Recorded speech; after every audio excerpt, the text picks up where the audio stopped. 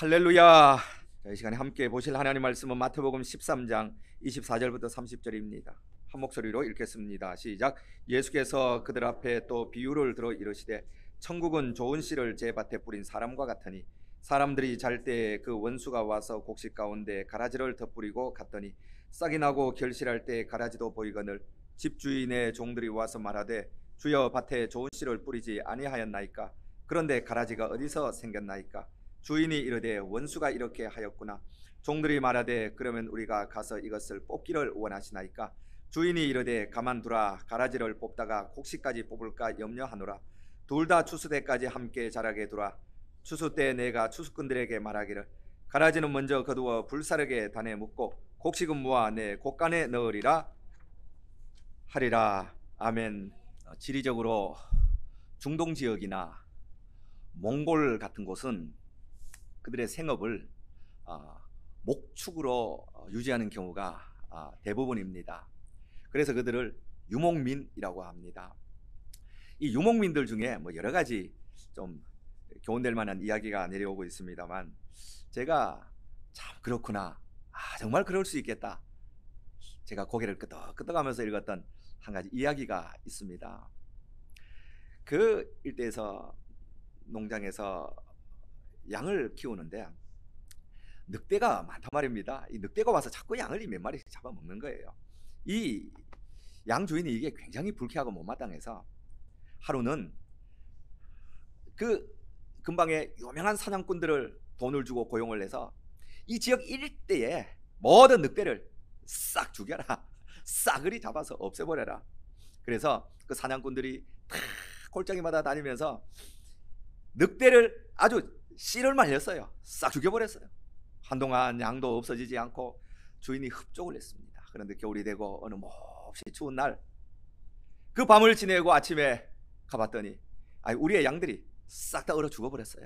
왜 죽었을까? 그리고 조사를 해봤더니 늑대가 없어 죽은 거랍니다. 늑대가 올 때는 늑대가 무서워서 깨어서 늑대 피하려고 이리 도망다니고 저리 도망다니고 그러면서 우리끼리 부딪히고 그 우리의 열기가 나고 그래서 생존을 했는데, 늑대가 없으니까 그냥 늘어져 가지고 굴굴 자다가 다 얼어 죽었다는 거예요. 한두 마리의 양을 잃는 것, 그건 조금 손해이긴 하지만 늑대가 있음으로 말미암아 그 전체 양들이 다 생기를 유지하고 생명을 유지할 수가 있었던 거예요. 이게 우리 인생의 아이러니입니다. 우리는 늑대 같은 걸 싫어합니다. 고통을 싫어합니다. 가난도 싫어하고요, 병 걸리는 거 싫어하고요, 나보다 못된 사람 있는 것도 싫어하고요, 불편한 걸 싫어합니다. 요즘 젊은이들은 불편하면 잠수 탄다 그러더라고요. 그저 피하고 숨고 외톨이가 되고 이것으로 그 어려움을 자꾸 비껴가서 벗어나려고 하는데요, 여러분, 이렇게 하면 이 양들처럼 인생이 쭉 쳐져서 죽어버려요. 저는 미국 인디언들 이야기 들어봤는데, 미국 백인들이 가서 인디언들 다 땅을 점령하고 불쌍해서 인디언 보호구역을 만들어서 인디언들에게 생활비도 주고 모든 복지를 다 해줬잖아요. 인디언들이 미국에서 소멸되어 가고 있어요. 삶의 의욕을 상실한다는 거예요. 공부할 필요 있어요? 좋은 대학 왜 들어가요? 돈 펑펑 주는데. 그래서 그들에게 두드러진 두 가지가 있는데 도박하고 마약이래요. 전부 도박에 빠져있어요. 공짜 돈 생기니까 뭐 하겠어요? 도박하지. 할 일 없는데 뭐 하겠어요? 마약이나 하고 있지. 인생에 고난이 없는 것이 절대로 인생의 축복이 아니에요. 인생에 원수가 없는 것이 절대로 인생의 축복이 아닙니다. 오늘 성경에 보니까요, 천국 비유인데 주인이 거기에 좋은 씨를 뿌렸어요. 그런데 맨날 자고 보니까 가라지가 자라고 있는 거예요. 어떻게 가라지가 자랍니까? 그러니까 예수님 말씀에 원수가 가라지를 뿌리고 갔구나. 그럼 가라지 확 뽑아버릴까요? 예수님 말씀합니다. 가만두어라. 가라지 뽑다가 네가 다친다. 가만두어라. 다 자랄 때까지 두어라. 다 자라면 곡식은 고개를 숙이고 가라지는 아주 빳빳하게 쑥쑥 자라거든요. 추수할 때 가라지는 뽑아서 불에 던져서 불태울 것이고, 그때 곡식은 곡간에 넣을 것이다. 가라지가 불편하다고 이 가라지 없애버려야지. 그러면 누가 다쳐요?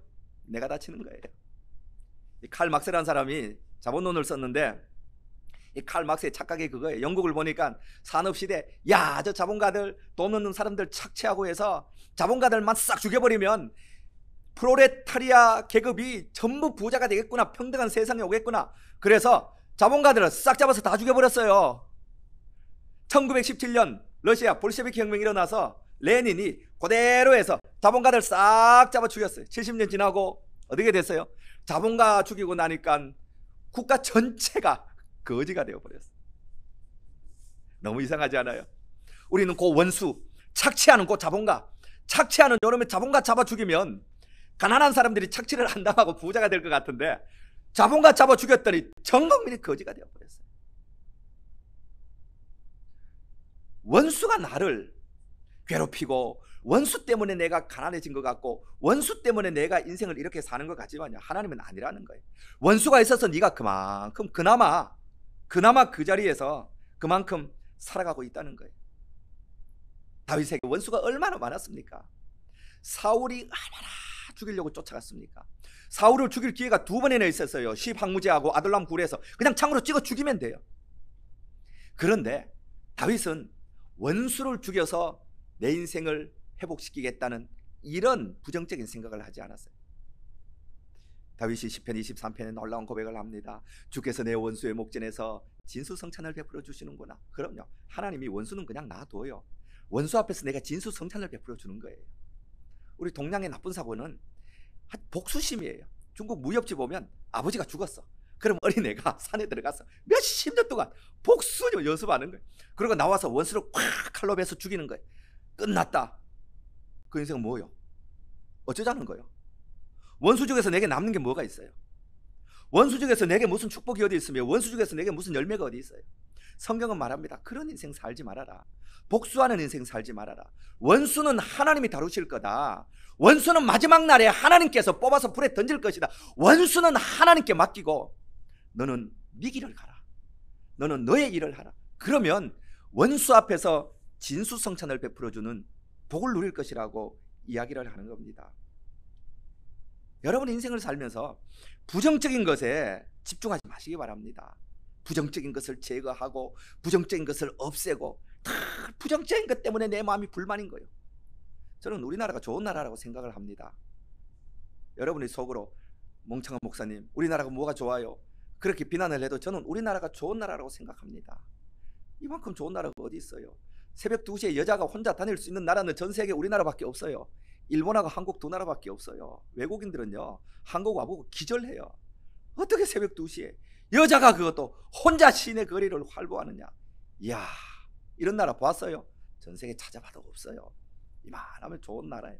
이 아파트 새 집 얼마나 좋아요. 집값이 비싸서 내 집은 없지만 그래도 남의 집이라도 그런 집에 살 수 있다는 것이 얼마나 좋습니까? 밥도 잘 먹어요. 옛날에는 몸이 둥둥하면 맏며느리감이구나 이랬어요. 근데 전부 잘 먹어 비만 되니까요. 요즘은요, 둥둥하면 못 써요. 전부 말라야 돼. 어떤 광고 보니까 그러더라. 뼈다귀만 빼고 다 빼드립니다. 뼈다귀만 남기고 막 다 빼야 돼요. 뭐든지 상대적인 거든요, 그만큼 부유하고 풍요롭고 잘 먹어서 점점 살이 찌는 시대가 오니까 그런 광고 문구도 나오는 겁니다. 좋은 것에 집중을 해야 돼요. 그러면 우리 인생이 행복하게 한 단계 한 단계 발전할 수가 있는 거예요. 저는 북한의 공산당, 물론 나쁜 사람들이에요. 저는 공산당을 나쁜 사람들이라고 딱 정의를 해놓고 말합니다. 공산당 좋아요? 공산당 좋거든 북한에 가세요. 공산당은 불량국가예요. 나쁜 나라예요. 지도자도 불량 지도자예요. 그러나 그 공산당 그 불량 국가 불량 지도자가 우리 위에서 호시탐탐 우리를 위협하고 원수가 되었기 때문에 우리가요, 이만큼 잘 살게 되었다고 확신하는 사람입니다. 이건요, 전 세계 정치학자들, 사회학자들, 경제학자들이 답을 못 찾는 거예요. 안 돼요. 저 북한에 저렇게 무시무시한 위협적인 세력 원수가 있는데 전 세계 군사력 6위, 경제력 6위 얼마나 잘 살아요. 세계가 다 한국에 오고요. 트럼프는 한국을 향해 머니머신, 이야, 돈기계라는 거예요. 한국 기분 좋지 않아요? 아니 돈이 있든 없든 전 세계 제일 부자인 나라가 한국 보고 머니머신이라고 그러니까 기분은 좋잖아요. 전 세계에서 6.25 전쟁 끝나고 국가가 162개국이었어요.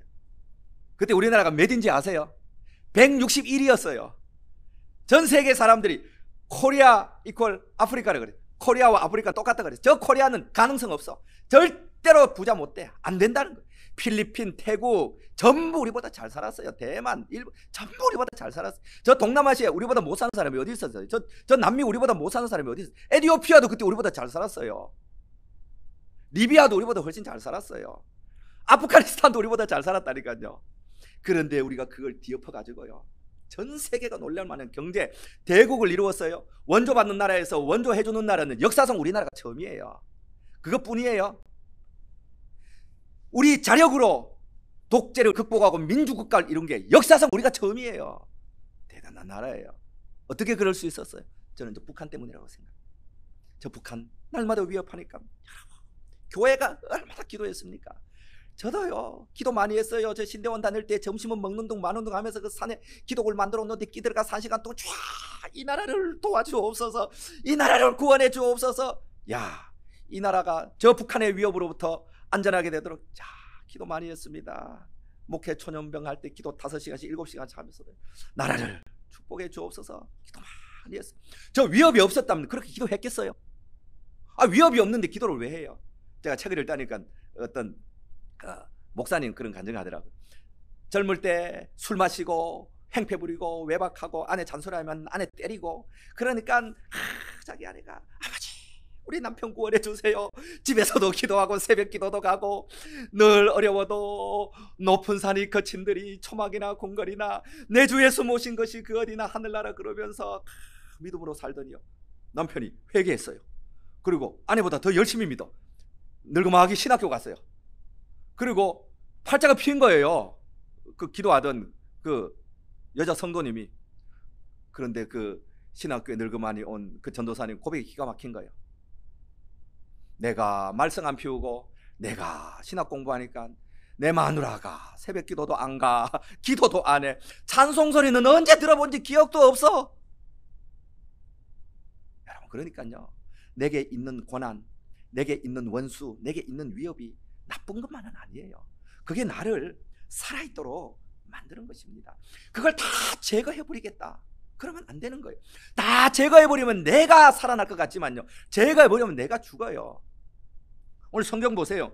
가라지를 뽑다가 네가 죽을 것이다. 가라지 제거한다고 가라지에 집중하면요 내가 죽는 거예요. 뭐 좋은 이야기는 아닙니다. 작년 12월 3일 날 그 친위 구테타 내란할 때도 그러지 않아요? 정치란 건 어차피 대화와 타협을 통해 하는 건데 이거 반대하는 놈들 내가 군사력으로 싹 죽여버리겠다 그러다가 자기가 죽었잖아요. 설령 안 죽어 그게 성공을 한다 한들 나중에 누구에게 암살을 당했거나 연상군처럼 되었을 거예요.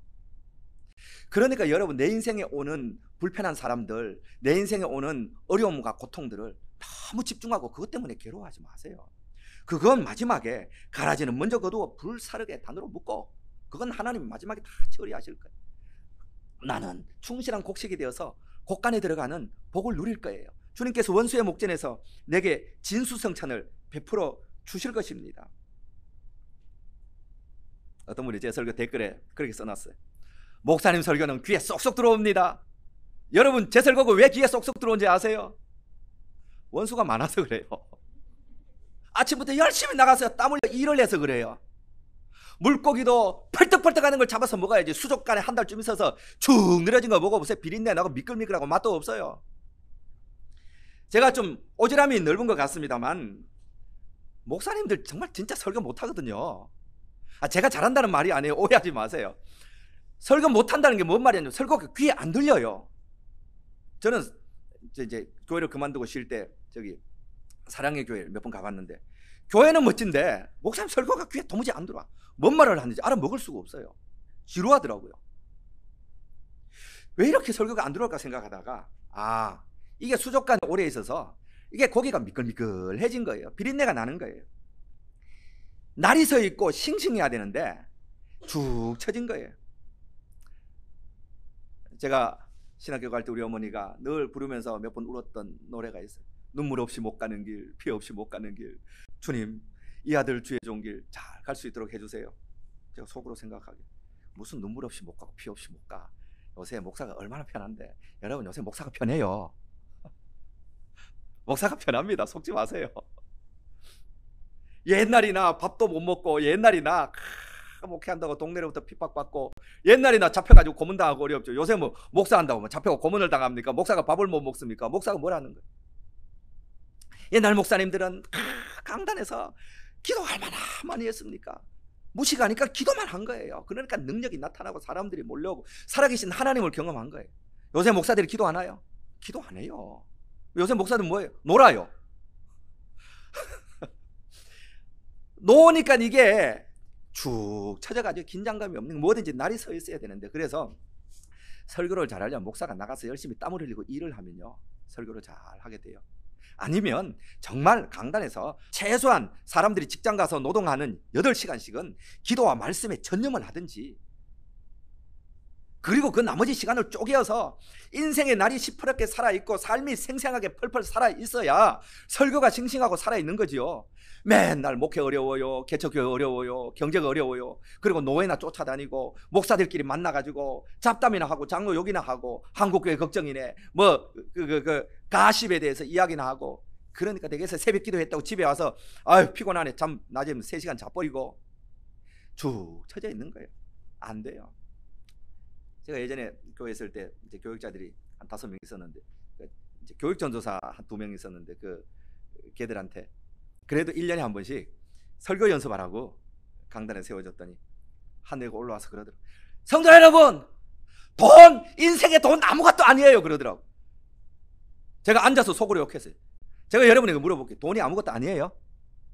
아무것도 아니면 저 주세요 그냥. 돈은 인생의 중요해요. 돈은 인생의 피눈물이에요. 돈은 인생의 전부예요. 여러분 아침부터 저녁까지 왜 그렇게 가서 일해요? 돈 때문에 일하잖아요. 저도 일하다가요, 한번 쌍욕을 들은 적이 있는데, 쌍욕 듣고 왜 참으세요?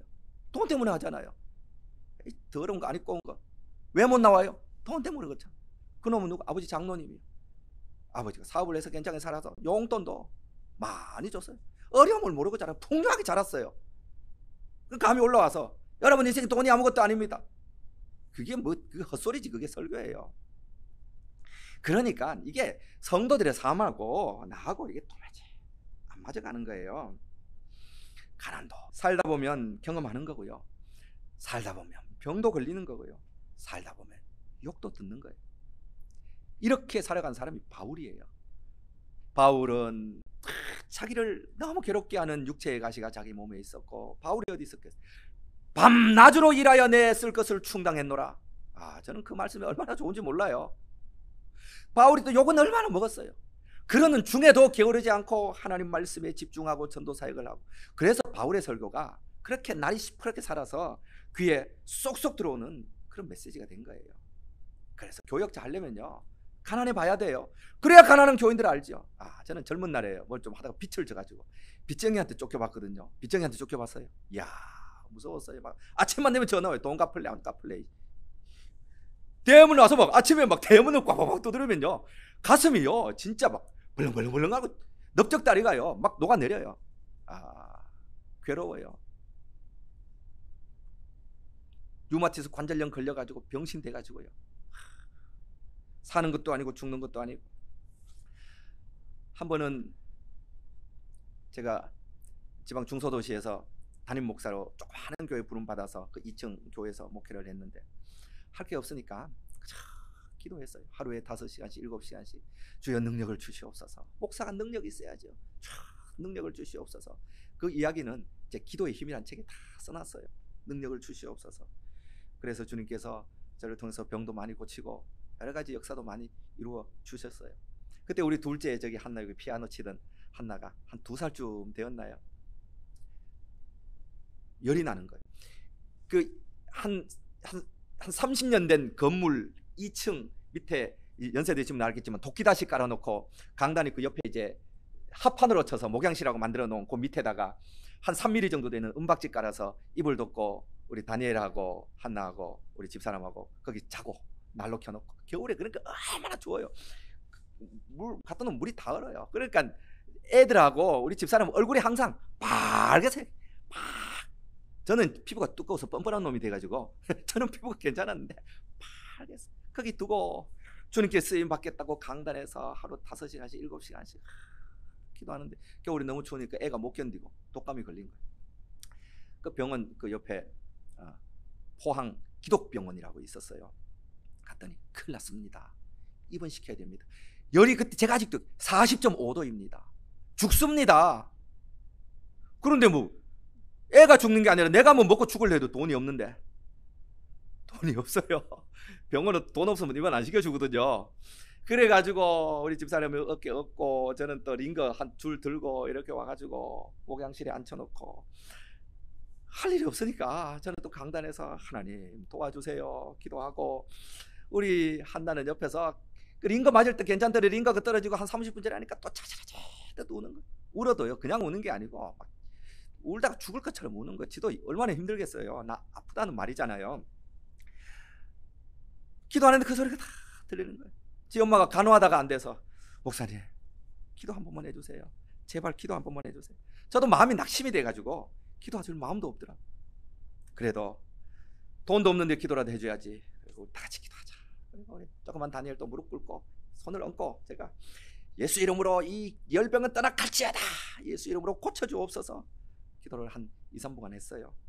그리고 강단에 올라와서 또 기도하는데 애가 뭐 계속 울지면 제가 뭔 능력이 있겠어요. 그런데 한 5분쯤 있으니까 울음이 반쯤 약해져요. 한 10분쯤 있으니까 그렇게 자지러져 울던 애가 안 울어요. 그래서 제가 뛰어가서 신기하다. 왜 안 우냐? 머리에 손을 얹어 봤더니 머리가 막 팍팍 끓던 게 열이 내려요. 야, 여러분 그거 아세요? 열이 내리는 게 느껴지는 거 아세요? 그래서 한 30분 있다가 얹었더니 열이 확 내렸어요. 또 한 30분 있다가 얹었더니 열이 싹 내렸어요. 그러고는 생글생글한 거예요. 저는 기도를 했지만 혹시 링거 탓인가?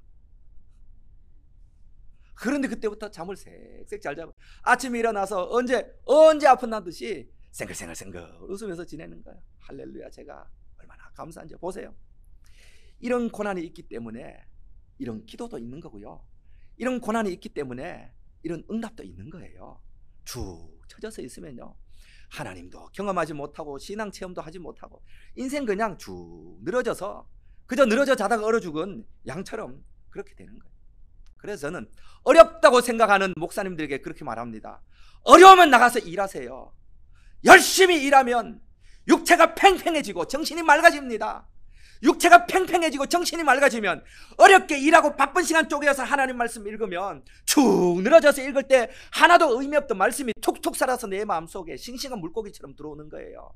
그 말씀을 전하면 성도들 귀에 말씀이 쏙쏙 들리게 되는 거예요. 저는 그렇게 이야기를 해주고 싶은 거예요. 한국교회 목사님들은 전부 온실을, 그래 전부 큰 교회만 가잖아요. 어찌하든지 큰 교회 가서 거기서 부목사로 눌러 앉아있다가 어찌하든지 편한 교회 가가지고 편한 교회에서 편안하게 이 수족관에서 저 수족관으로, 그러니까 고난도 경험해보지 못해. 주님 앞에 매달려 기도해보지도 못해. 성도들의 삶의 인생이 뭔지도 몰라. 성도들은 세상에서 피 터지면서 죽을 고생하려고 살아가고 있는데 그저 온실 속에서 얌전하게만 자랐어요. 능력이 없어요. 힘이 없어요. 그러니까 지금 교회가 힘을 잃어가는 거예요. 큰 교회라고 다 좋은 교회 아니에요. 여러분 오해하지 말아요. 큰 교회라고 다 좋은 교회 아니에요. 뭐 큰 교회 좋은 교회 뭐 키 큰 사람이 뭐 훌륭한 사람이게 그럼. 저는 지난주에 정말 우연히 봤습니다. 우연히. 저는 분당 우리 교회 이찬수 목사님을 좋아해서 초기에 설교를 열심히 듣다가 실망해서 요새는 안 듣는데 우연히 봤는데요. 제가 깜짝 놀랐어요. 12.3 내란 사태가 일어나고 설교를 하셨더라고요. 그러면서 그러시더라고요. 그 사건에 대해서 네가 옳리 내가 옳리, 네가 잘했니 내가 잘했니. 저는 고향이 청송이에요. 그래서 사투리를 잘합니다. 그 사람하고 똑같이. 네가 옳리 내가 옳리, 네가 잘했니 내가 잘했니. 판단을 하지 말자고요. 판단을 하는 건 하나님께 맡기자고요. 이러더라고. 제가 정말 뒤로 기절 자빠질 뻔했어요. 아니 양반아, 나쁜 건 나쁜 거고 옳은 건 옳은 거지. 그러면 누가 사람을 죽였는데 판단을 하지 말자고. 판단은 하나님이 하실 거니까. 이렇게 말할 수 있냐. 국민에게 총칼을 들이대고 그 성공했으면 죽을 사람이 수천 명이 될지도 모르는데, 우리나라가 삼류국가로 떨어질지도 모르는데 판단하지 말고 기도만 합시다.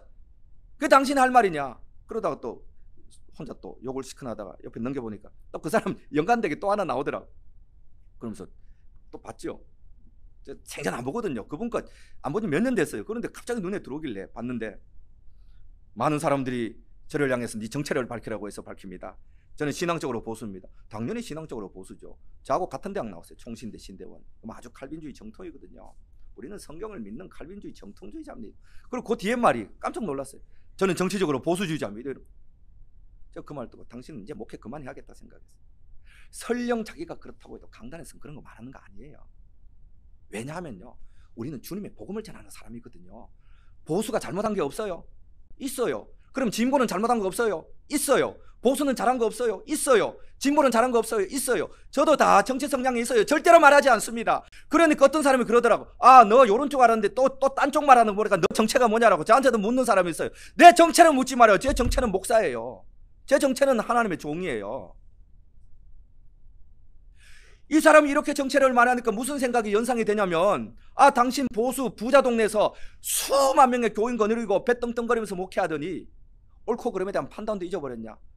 그 쿠데타를 일으킨 사람이 보수 진영, 당신 진영에 속한다고 옳고 그름조차 판단하지 말라고 말을 하느냐? 이렇게 연상이 되는 거예요. 그분이 뭐 택시 운전한다고 택시 면허증을 땄다 그러더라고요. 근데 택시 운전을 할까요? 저는 그것도 마음에 안 들어요. 그냥 부자면 부자답게 생활하세요.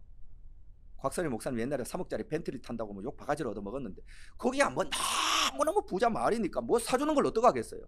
곽선일 목사님 제가 부흥회 한번 모셨거든요. 그래서 제가 물어봤어.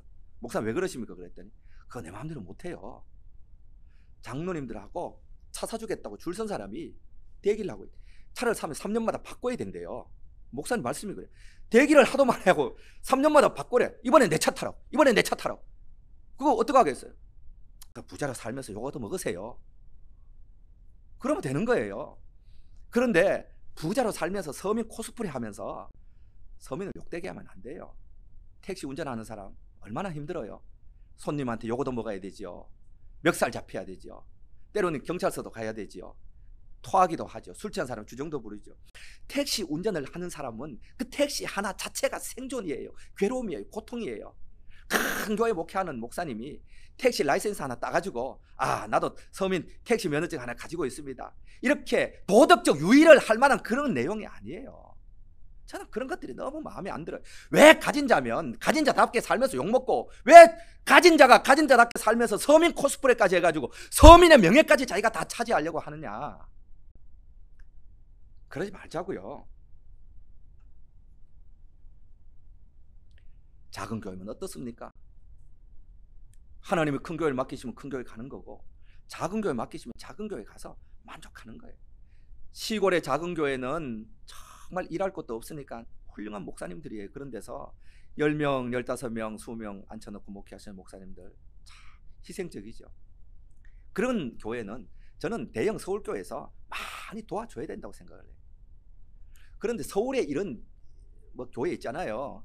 그런 목사님들은 어려워요 그러지 말고 밖에 나가서 일을 하세요.